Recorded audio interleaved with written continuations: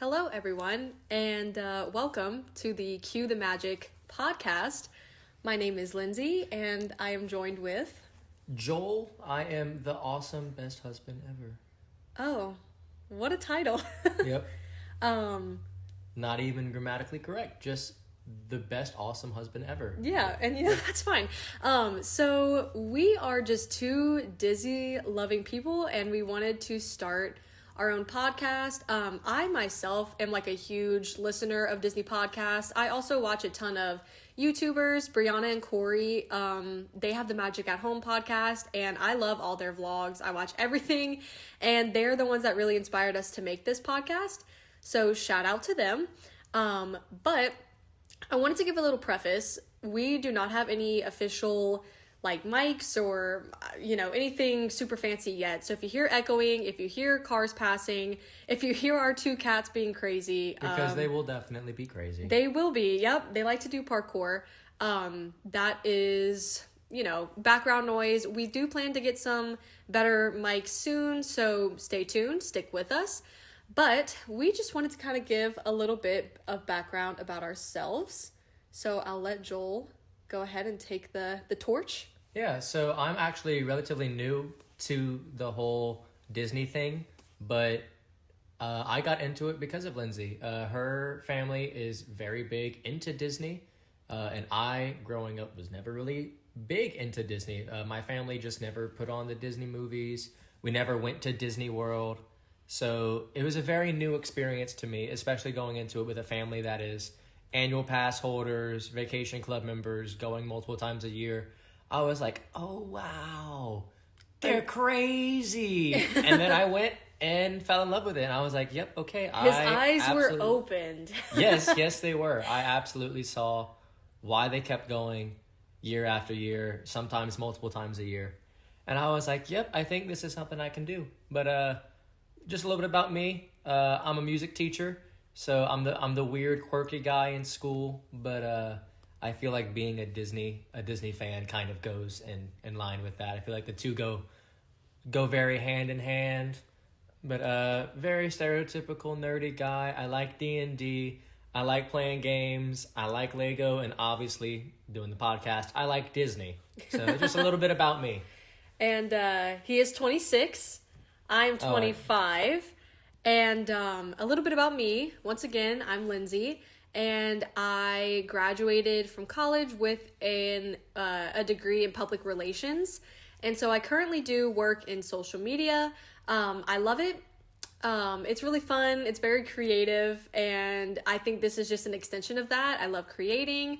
I would consider myself a creative person. Joel and I would say, are both creative. Absolutely. But yeah, like I said, I'm 25 years old. Joel and I have been together for, oh my gosh, we started dating in 2021. Yeah. And we just got married in October of 2025. So this summer makes 5 years of us having been together. Yeah, so we are newlyweds, and we did go to Disney and on the Disney Fantasy for our honeymoon. And if you guys want to hear more about that, we could definitely talk about it. We had a fantastic time. 10 out of 10 would recommend for your honeymoon or any trip, Disney cruise. I'm a huge reader. I love to read, and it is definitely my biggest passion. Also a huge animal lover. Love movies. Yeah, I love podcasts, like I mentioned. But like Joel had kind of touched on, we're going to go into a little bit of our Disney background and how we got to where we are. So the way that my family kind of got into Disney and like to the extent that it is now is kind of a funny story. And I credit myself for it because we were one of those families. We would go like once every 5 years, and I was pretty young. And one day, me and my family, we were in Magic Kingdom, and I want to say it was about 9, which was 2009, and I had started to feel really, really sick, and, my dad suggested maybe just sit down and rest for a little bit, and they got me some water, and I just so happened to sit down on this little bridge that is I believe it's in Frontierland. And it was right by like the Country Bear Jamboree and like the really big pin shop. I think it's like Pin Trading Post, Pioneer Trading Post, something like that. And it just happened to be next to a DVC kiosk. And my parents inquired about it because they didn't really know what it was. And if you don't know what DVC is, it's Disney Vacation Club. And I feel like they also didn't really have a choice. They were just stuck there waiting for you to feel better. So yeah. they were like, might as well just see what this thing's all about. Right. So they inquired, and it piqued their interest, and they did that little thing where I feel like we got kidnapped. Maybe we didn't, but they took me and my sister, who at the time was, if I was 9, she would have been 13. And they brought us to this room and put on some Disney movies and gave us some ice cream. And they took my parents into a different room and they basically gave them the lowdown of Disney Vacation Club. And that was, apparently went well enough for them to want to join. And so I believe Bay Lake Tower had opened recently. Like, I think, don't quote me, but I think it had just been built pretty recently. And so that was the resort my parents chose for their home resort. And I love Bay Lake Tower. It's so convenient. It's right next to Magic Kingdom. You get to see the... Joel just Googled it. I was right on. August 4th, 2009 is when Bay Lake Tower opened. So, yeah. So it's super convenient. It's like, I think it's like a 10-minute walk to Magic Kingdom. So that is what my parents decided to do for our home resort. And at the time, it was just the 4 of us. It's my parents and me and my sister. And ever since they joined, we go at least once a year. And as our families have expanded, my sister is now married and she has 3 children. And Joel and I are newlyweds. So we've had to my parents have had to get creative with their points. I think we also have points now at Animal Kingdom Lodge and Saratoga Springs.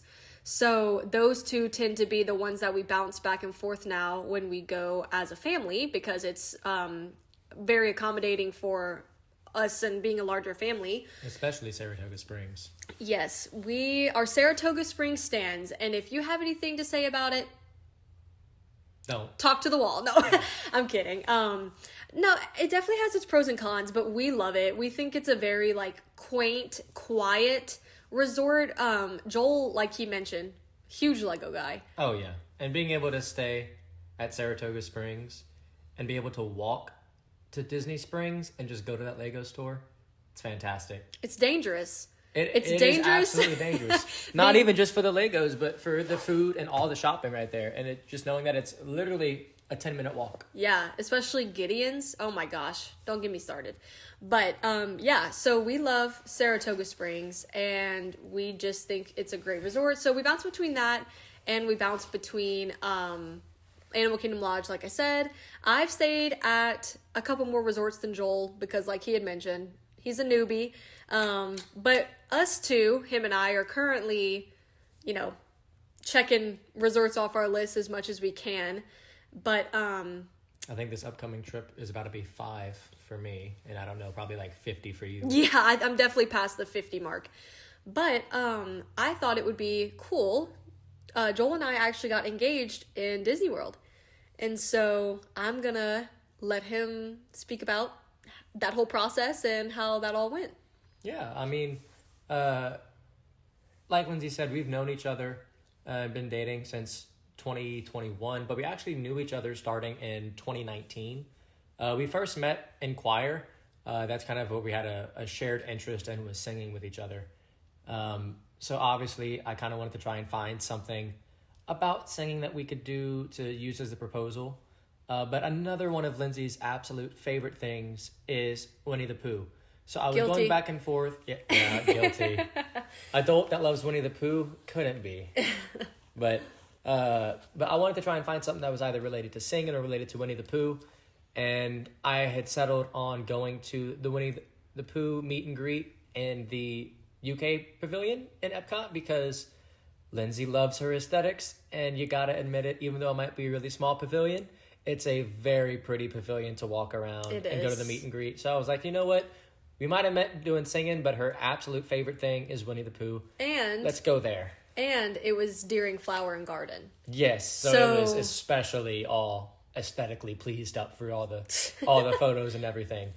So that was the plan. That was always the main plan. The backup plan was Haunted Mansion, but our first day on this trip was Epcot. So I was like, you know what, let's make something at Epcot work. So it's long story short, it's a very stressful day in Epcot for us. We have issues with getting the DAS pass situated for Lindsay's niece. Yeah, my niece had a DAS pass, no longer because Disney changed all of that. But anyways. But yeah, we were having issues with the DAS pass, so we spent all morning trying to figure that out. Finally got it to work, and we booked too many rides, and we're running late for the meet and greet. And the reason I say running late is because we had a fixed dinner reservation because we bought one of those packages to have a nice little dinner reservation and then go to the American Pavilion and have a free concert with preferred seating. So we kind of had a little bit of a time crunch, and I was like, you know what? Meet and greet shouldn't be that busy. And we get to the Winnie the Pooh meet and greet, and oh boy, there's a line. And not only is there a line, but poor Winnie the Pooh, I guess, really had to live up to his name and needed a little bathroom break. And the cast member was like, yeah, you know, he should be back in about 15 minutes. Well, we had about 15 minutes till our dinner reservation started, so very quickly we realized we had to figure something out. So from my perspective, I did have an idea that Joel was going to propose in Disney. Like, that wasn't a surprise to me, but I had no clue how he was going to do it. So I'm like, oh, cool, like, sure, let's go meet Winnie the Pooh. Well, I instantly caught on because everybody was stressing out over meeting Winnie the Pooh. So bad. Like, he's sweating, he has armpit sweat. Like, my dad's calling me out. My dad is pacing back and forth. Like, everybody is on edge about meeting this Pooh Bear. And I'm like, oh my gosh, this is about to happen. This is about to happen. And it did, in fact, not happen. He did not come back in time. We had to make our dinner reservation in time. So we all went to Coral Reef and talk about a super stressful dinner. All of us, her entire family, knowing that the proposal that we had been planning on did not go through, had to just pretend to put on a face at this super nice restaurant. Yeah, my dad said he was going to buy, like, champagne, and it was going to be a whole thing, but nope, it just turned into a regular schmegular dinner, so... Well, it was a little stressful, but other than that, a little regular schmegular, as you said. So, Lindsay went up to go use the bathroom at one point, and I was like, okay, guys, we have, like, 2 minutes. What are we going to do for this backup plan? And that's when we realized, wait, you know, we met Singing in Choir. This is a concert we're going to. They're doing a performance. I'll just propose at the performance. And instead of waiting to do it beforehand, I got nervous and waited to do it after the performance. So we went through the performance. It was Casting Crowns. Great band. Love them. Fantastic performance. We went through the entire performance. We were walking out, and I was like, you know what? This is the time to do it. And, of course, as we're getting ready to do it, the Disney workers are trying to shoo everyone out because they have another performance in like 5 or 10 minutes. So this poor little cast member is just like, come on, hurry up, hurry up. And her dad had to go like, they're getting engaged. And she was like, never mind, stay. So then there was people walking past us, and we were trying to go backwards in the line, and it was just a whole big thing. But we did obviously get engaged because, as Lindsay said, we are now very happily married. Yep, but the one stipulation was I didn't want the normal in front of the castle. Like, if that's what you choose to do, that's beautiful, but I wanted something that was more special and very intentional to, like, our story, and that was meaningful to me or him or to both of us. And now we have a great story to tell about it. And now we have a great story. But, you know, 10 out of 10, recommend. We got so many, like, little sweet treats. We got so many, like, the cast members were applauding, and they gave us little buttons, and my mom bought us those, like, little bride and groom Mickey Minnie ear hats. Well, also, it's such an easy location to take photos of every time we go. Because like you said, if we got engaged in front of the castle, well, there's always a line to take photos in front of the castle or in front of an Epcot ball or in front of anything. But yeah, there's shows going on at the American Pavilion, but you can just, since we got engaged kind of near the back, you can just always walk by and we can get a picture taken. We don't have to wait for anyone. There's very rarely people in the way. So it's a really easy photo opportunity for anniversary pictures. Yeah, so we like to do that every time that we go. But yeah, and then that night, since we were staying at Animal Kingdom Lodge that trip, it was extended Epcot hours. So we got engaged, and then we got to spend all night in Epcot. We got to do all really cool rides that typically have a long wait. And it was just the best night. I mean, we had the best time. The weather was pretty fantastic good. We went in the middle of the summer, and it wasn't even that hot that night. It was great. So, Also, did not say what you can expect on this podcast. So, we're pretty much just going to cover all things Disney. We aren't super informed. We're not going to be the podcast you go to get brand new Disney information, but we're just going to talk about the trips that we go on. We're going to do like ride ranking. We're going to do the top 10 things we love in each park. We're going to discuss food. We're going to discuss merchandise. We'll probably touch on the festivals. Pretty much we just want this to be like a fun place for people to come, and you guys can play the games along with us, and we want to do some interactive things with you guys and the listeners as well. But we also want this to be a very down-to-earth podcast, because we know that there's a lot that are, several hundred episodes in, and we just want this to be something easy you can just pop in, listen to, and then catch another episode whenever you need, because there's a lot of people that don't get to go as regularly as we do, and we want to still be able to cater to them and give them something that they can just tune into every once in a while. Yeah, so we haven't really decided on a steadfast schedule yet. I'm thinking either once a week or once every other week. We just bought a house, so things have been kind of crazy. But we're also homebodies, so we are home a lot. We probably do have the time to do about an episode a week, so that's what we'll try. And then if things get a little bit crazy, we'll go to every other week. But I'm thinking we do once a week. I haven't decided what day. If I'm able to get this edited and posted tonight, it'll be a new episode every Monday. We can use the weekend to record. Cue the Magic Monday. Cue the Magic Monday. Oh my gosh, look at you, little podcaster. Good for you. I'm a little creative person. I can come up with some alliteration. Yeah, no, good for you. But yeah, that's my one praise for the month. That's hush. No, but we're both just big nerds, and I always these types of things are my comfort. I love popping on a Disney vlog, or when I'm driving to work every day, I'll listen to a Disney podcast, and I just feel like they're just so fun. They're laid back, and like I said, I love the ones with the games, and I listened to one recently where they ranked ride queues and if they're overrated or underrated, or worth it or overhyped, stuff like that. And I think those would be really fun. Lists? This is like the new generation of BuzzFeed quiz, but Disney podcasts. Yeah. Just follow along with the activities and see how you do. Right. Yeah. So or see if you're the exact same as us. Yeah. Yeah. And Joel and I will say, we are very similar in a lot of things, but we are also complete opposites. I am not borderline, I'm textbook type A, and he is textbook type B. So yes. That's something else I think would be fun to do, going through how I plan everything and how I don't. Yeah, he's very go with the flow. I am an anxious girly, and I like to have a plan.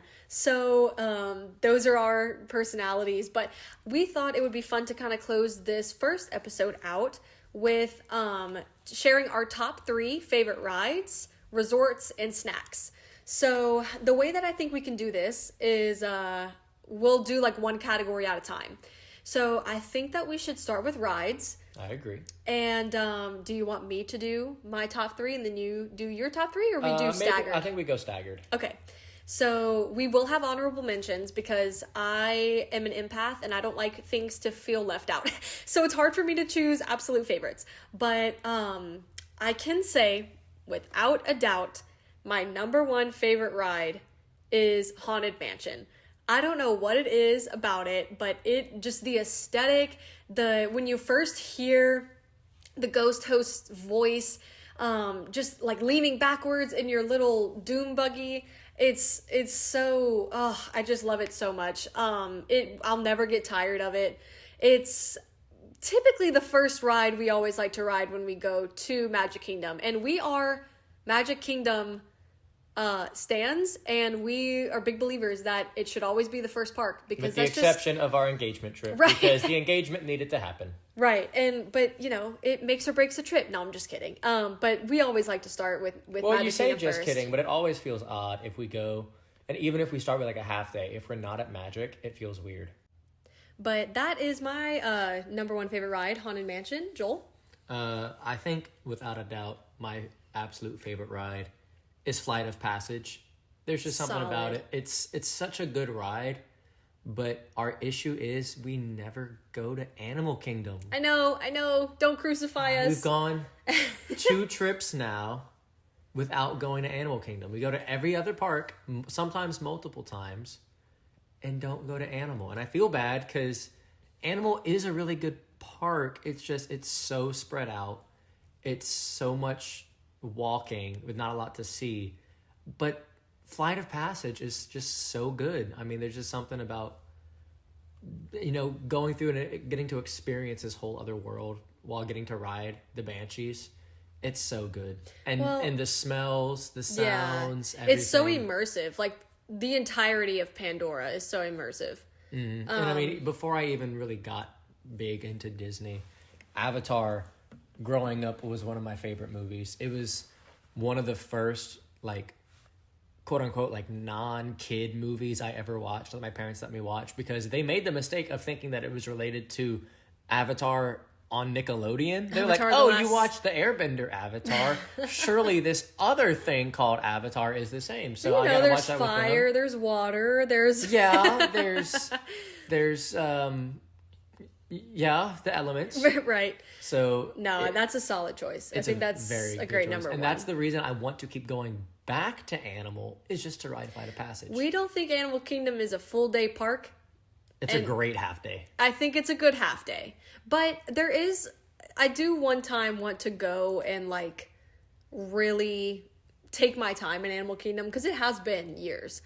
But my number 2 ride is Cosmic Rewind, Guardians of the Galaxy. I shared number 2 with that ride with you. Yeah, it's just so good. Like, I would say arguably it's the best roller coaster at Disney, like, in my opinion. I think it's fantastic.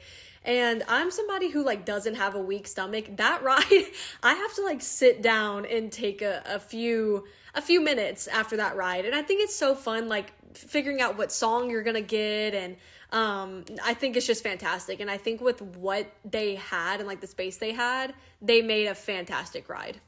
Not even just the ride, but if you're in the regular queue, it's such a cool queue to walk through. Yeah. And getting to see all the displays of Xandar and the different, like, scale miniatures and the outfits and the equipment, and it's just so immersive. And we typically do get lightning lanes, but the rare time that we do have to stand in regular line, it's great. I don't mind it, to be honest with you. Well, my first time riding it was back when it was still on the digital queue, and you had to get online and try and apply for it. Yeah. So it made it even more exciting, because we were all up right at, like, super early in the morning, like 6 o'clock in the morning to get on this virtual queue. Mm-hmm. And we got it, and we were so happy for it. And I mean, we still had to stand in line, but it was the excitement of, okay, we got this. We're one of the few people that get to ride this today. Right. But it was weird, because the last time we went, a good portion of it was closed.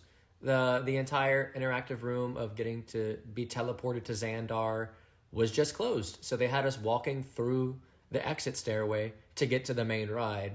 And there was someone that was with us that it was their first time on the ride. And we were like, yeah, sorry, but, like, it's normally not like this. It's normally really cool, but we just had to walk through the back rooms, essentially, to ride the ride. It happens.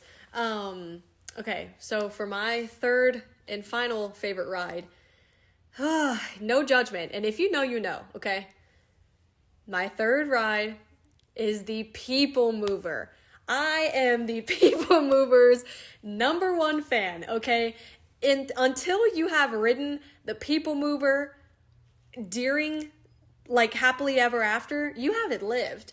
I mean, truly, that's the best way to do it. Like, I am not a crowds person. I don't want to fight crowds. I'm not going to fight you for the best spot for Happily Ever After, okay? Been there, done that. It's a beautiful show. Love it so much. Cry every time. But no. She will fight people for People Mover. But, like, when you're riding on it, you get such a good view of the fireworks. And also... Unless you're trapped inside Space Mountain. Well, that is true. But, I mean, the fireworks last so long, you typically get a pretty good view of them if you can time it correctly. But yeah, so that's my number 3. Love her so much. It's also nice because you do get a little rest. You know, Yeah. you don't have to be a peasant and sit on the ground. You can be up above in the people mover and look Kick down on everyone. Right. Kick your feet up and just relax. Literally, if you're only just 2 people in there, then you both have room to just put your feet up and relax. It's nice. Yep. For me, my number 3, no surprise for me at least. I am a very, very big Star Wars fan, and Rise of the Resistance. Whoop whoop. Wow, it is just so good. Such a good ride. However, in the same vein as Flight of Passage for me, the last 2 times we have not ridden it. Not because we haven't wanted to, but because both times we went, it was down. And whenever it did finally get back up, it was at like an hour and a half wait, and it was near the end of the night for us. And we could not afford to wait that time. But it is such a good ride. Just everything behind it, how advanced it is, the way they make everything work, and like getting to watch behind the scenes of how it all works is just crazy. And again, being a Star Wars fan and seeing something like getting off of the shuttle and being on the Star Destroyer with the entire Stormtrooper fleet, which isn't even part of the ride. It's just a cube, but it's so memorable. That was the number one thing I was most excited about whenever he came with us for the first time. Like, I just knew he was going to love it. And he did. Also, Absolutely so. I would recommend, like, if you have Disney Plus, they have that series that shows, it's like Behind the Attraction, I think. They have Behind the Attraction, and they have the Imagineering. Yeah. There's at least one episode with Rise of the Resistance, and it's so cool. Like, I was telling Joel the other day, that's what I love so much about Disney, is just, like, learning everything that goes into making Disney what it is. But yeah, so those are our top 3 rides, and next we're going to move on. Which is funny because all of mine are newer additions that aren't like traditional quote-unquote Disney movies, but yours are all like original Disney attractions. Besides Cosmic Rewind, yeah. But it's the nostalgia. Yeah. You know. But yeah, so now we're going to move into our top 3 favorite resorts. So I think we may have the same number 1 resort. Or am I wrong? Let's find out. Okay. 3, 2, 1. Saratoga Springs. Oh, wow. Okay. Ladies first. Saratoga Springs is on my list, but Riviera. Me, Joel, my sister, and her husband decided to do like an extended stay of 1 extra night, and that 1 extra night was at Riviera. And it was so nice. I mean, not to mention, one of our favorite all-time restaurants is Topolino's Terrace, and that's at the top of the Riviera. And it's just so beautiful. You have the ambiance of the lights. You can see Epcot. You can see Hollywood Studios. It's just so charming, and we went to eat there after we got engaged. So that's always just going to hold a special place in our hearts. But, yeah, I mean, just the resort itself. The one thing I will say, I wish it had a better gift shop, but love that it has the Skyliner. I love that it has, like, the mosaic tiles when you walk from the Skyliner into the resort. Oh, my gosh. Beautiful. So beautiful. And then I love the pool area. Like, there was one afternoon our room wasn't ready yet, and we just ate some sorbet on the green in front of it. It was just beautiful. It was beautiful. Yeah. But your...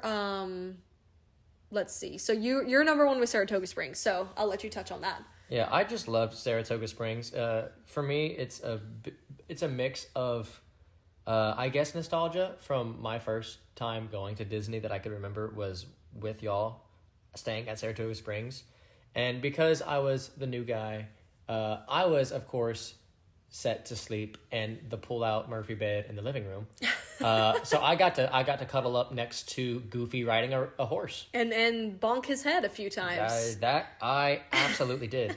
But it's just such a nice resort. It's quiet, but there's a ton of amenities that you can go to. The pools are really nice, unless you're that one kid that Lindsay kicked off the slide. We'll tell that story another time. Yes, but very, very nice pool area. The hot tubs, fantastic. The food, Artisan's Palate, so good. Don't know what it has to do with horses, but it's at Saratoga Springs. But the food is really good. But my absolute favorite thing about it, well, I guess 2. There's so many bus stops. which is nice because a lot of other resorts, It's huge. It's a huge resort. it's one bus stop. And Saratoga is a massive resort, but they have 5 different bus stops, which is nice. So no matter where you stay, it's not a super far walk to get to the bus. But also, like I was saying earlier, massive Lego fan. And this last time we stayed, oh, it was fantastic. We stayed in, I believe it was Congress Park. Mm-hmm. And, I mean, maybe 10-minute walk around the lake to get to Disney Springs. Mm-hmm. And we were there first thing in the morning. There was a special time that we went. And for those of you that know about it, if you're a Lego member, there's certain times where they do 2 times points. And it's only on very specific days. And it lined up where one of our first days at Disney was also double points weekend for Lego. So did we wake up super early on a Saturday morning before even going to the parks just so I could go spend $300 at the Lego store? Absolutely we did. Yep. Was it memorable? Yes. Yeah. But I think we really only did that because we were staying right there at Congress Park because it was so So note convenient. to self, don't go to Congress Park anymore. No, I'm just kidding. Oh, dang. No, but that's actually Saratoga Springs is my number 2, and it's pretty much for the exact same reasons. It's just very nostalgic, and I like the quietness of it. I like the pools. There's multiple different pools. There's different stops, like Joel was saying. The gift shop's pretty good. I like their quick service as well. Yeah, so that's my number 2. Also, I forgot to mention, they have the golf course. Oh, they do have the golf course. And the golf course is a really nice golf course. I'm not the best at golf, but it made me feel like I knew what I was doing playing on such a nice golf course. So that was an added bonus. Kind of made you feel like you're staying at like a country club kind of, which was nice. It was really cool. So Riviera was my number 1. Saratoga is my number 2. So Saratoga is your number 1. So what's your number 2? My number 2 is Animal Kingdom Lodge. It's solid Which choice. It's a great resort. I think a big part of that is the fact that we got really lucky with our room placement because our room was you walk out the lobby to the left and it was either the first or second room to the left. So we did not have a far walk at all. However, I know that for a lot of people, they don't have that. It is being stuck way in the back, just having a 5 or 10 minute walk just to get to the lobby, let alone then walking to the bus. I know it can be a far walk, but we got super lucky. Yeah. So we didn't have a view of all the animals, unfortunately. We had we did have a view of the animals. It was the animals in the parking lot trying to park and get in a bus. That's what it was. It was the dads trying to get all their kids' suitcases in their car. Yes. But yeah, that was our fantastic view. And that was on the proposal trip, so that was great. But the room that we were in, so spacious. Yeah. Very nice living area. A decent sized dining area, which was good because we went with Lindsay's entire family. So it was nice that there was a dedicated spot for us to hang out and not be in Lindsay and I's quote unquote room because she and I just shared the living room beds. Yeah. So it was nice that there was still a dedicated area for people not to be on top of our beds. But then also the food options are great. The theming of it is really nice, especially for me. Growing up, my dad used to work in Africa, so he would always bring back cool African decorations and handmade stuff to bring home to us. So it was really cool getting to go somewhere else and see a lot of the same decorations and different things that I grew up around. Yeah, I do think it is pretty cool theming, and it's definitely cool to see a culture that you don't always get to see. But yeah, so number 2, Animal Kingdom Lodge. Isn't it all like handmade? Like they flew stuff in from different parts of Africa to make it on site? I think so. I think there's something on Disney Plus that you can watch with that as well. That's super cool. But yeah, so then number 3, my third Disney resort is Grand Floridian. I personally have never stayed here. It is on my top list of where to stay, but I just love the aesthetic. I think it's just so beautiful. I would feel so bougie staying there, and I mean, it's one of the original Disney resorts. You're so close to Magic Kingdom. It's in the monorail loop, and yeah, I hope one day we can be fancy enough to stay there. Hopefully so. I know my number 3 pick is a place that we have been fortunate enough to stay at, and that is Cinderella's Castle in Magic Kingdom. No way! No, I wish. That would be a dream. But no, my number 3 is Riviera. full disclosure, only stayed there one night. It was after the Animal Kingdom trip, and we decided to just add an extra day, and we stayed at Riviera, and wow, it was nice. Yeah. Definitely a different feel compared to Saratoga and Animal Kingdom, because it does feel more like a high-end hotel, less so than its own separate resort, but it's very nice. The food was fantastic. I mean, every time we go to Disney, we try and get a reservation at Topolino's. It is just so good. And the views are fantastic. The pools are nice. It's just, and all of the mosaic work that they have down below next to the Skyliner. It's so pretty. It's beautiful. And the water fountains up front. Yes. Every time we walk by them, I know there's signs that say don't swim, but man, there's just something about those little water fountains. It's tempting. It's tempting. Is it worth getting banned from Disney? No. Maybe not, but one day it's close. I want to have a chance to go swim in there. It'd be nice. Yeah, but so those are our top rides and resorts. So lastly, we will close this out with our favorite snacks. We'll keep it short and simple. So I'm just going to say my top 3 because I feel like this isn't as exciting as rides and resorts. But favorite snacks, Dole Whip. Shout out to the wonderful woman working near the Magic Carpet ride that for my birthday, she gave me 3 huge dollops of Dole Whip. That was the best birthday present ever.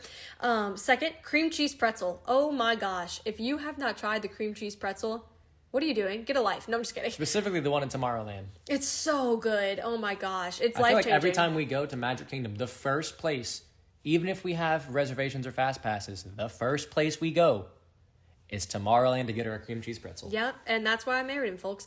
And then number 3, it is the nachos, like the chips and queso from the Mexican Pavilion in Epcot. Oh my gosh. That's Joel's. Literally, we'll be sitting on the couch and we're like, man, we really could use some Epcot nachos right now. Oh my gosh, they're so good. Well, even this last trip, full disclosure, we went for our anniversary. Well, not our anniversary. We went for our honeymoon over the Thanksgiving break because as a teacher, it's nice to just have that entire week off and not have to spend all of my days off. So we went over Thanksgiving break, and the original plan was to leave super late on Friday after teaching. And then drive up. And instead, we decided to drive up a day early, and I took off that extra day. But we left literally the second I got home from work. So we just drove all through the night, finally got to Disney very much earlier than our reservation was, but thankfully they were able to accommodate us. We were able to get in. But your boy was very sick. I get car sick, and I hadn't eaten, and I hadn't really slept because I had come straight from work. And I was like, you know what? Let's just have a nice, easy, relaxing day at Saratoga Springs. And then we were both just like, yeah, but what if we went to Epcot and just got food at Mexico? And that's where we went to get my number 1, which is the tacos from that pavilion. Also, we didn't mention, we are from Louisiana. So... yes. And with the price of flights, we drive. And every time we say that, I always get crazy looks. But it's about a 10-hour drive. And since Joel and I are... About 12 with stops. Yeah. Since we're young whippersnappers, we drive through the night most of the time because he'll get off of work and we just drive and the next day we have a park reservation. Well, it's funny because whenever we first went, we would leave super early in the morning and drive through the day. But there was one time we had to drive at night. We had something, we couldn't leave the same time as her family. We were singing for a wedding, so we had to leave at night. And we realized, wow, there is no traffic. Yes, it's harder to drive at night, but we felt like we made so much more time. Yeah, and like he will just sleep when I'm driving and vice versa. So and then we get to Disney and yeah, we're exhausted, but the adrenaline of we're in Disney, let's just go straight to the parks. Right. So yep. Okay, so barbacoa tacos. Yeah, barbacoa you're number tacos. 1. They're so good. It's hard to go wrong. I will have them multiple times in the same day. Definitely multiple times in the same trip. My number 2. Also in Epcot, but going to France. I cannot speak French. I will butcher it. I'm sorry. L'Artisan de Glace or de Glace or whatever it's spelled. Yep. The little ice cream pavilion in the little side street in the very back of France. So good. The raspberry sorbet. They almost always have that flavor. Sometimes it changes because they do have seasonal flavors. But love their sorbet. So good. You know what I want to try from there that I haven't tried yet? It's like the ice cream that they put in the bun and then they like like warm it. It looks good. I just don't know how that'd feel with sorbet, but I feel like with the ice cream, that'd be Yeah, pretty good. I've heard people say it just tastes like ice cream in a hamburger bun, but you know, I feel like I have to at least try it for the plot one time. Yeah, at least once. Yeah. But that is definitely my number 2. I mean, who doesn't love sorbet? I mean, it's great. Who doesn't love any cool treat? True. And Disney, especially. True. We have yet to go to Disney when it's cool and But not eating ice cream. That's changing because our next trip is February. Whoop whoop. 2 weeks from now. Yeah, so we'll be there in February, and then we have a trip in July for my birthday. But we definitely plan to do like trip recaps and milk those that trip a little bit, and we definitely want to get y'all as much content as we can. But yeah, okay. So what's your final snack? It's such a great one. It really is. It's so good. There's no treat like it. And it's a cinnamon bun from Gaston's. Oh, in my Magic mouth is Kingdom. So watering. good. There's no bun like Gaston's cinnamon buns. They are so good. We always try and split them, but it always ends up being both of us fighting for that last piece in the middle. Oh, it's so good. And like, I always tell, like, I follow this Instagram account where they rank bathrooms, or they rate bathrooms in Disney World.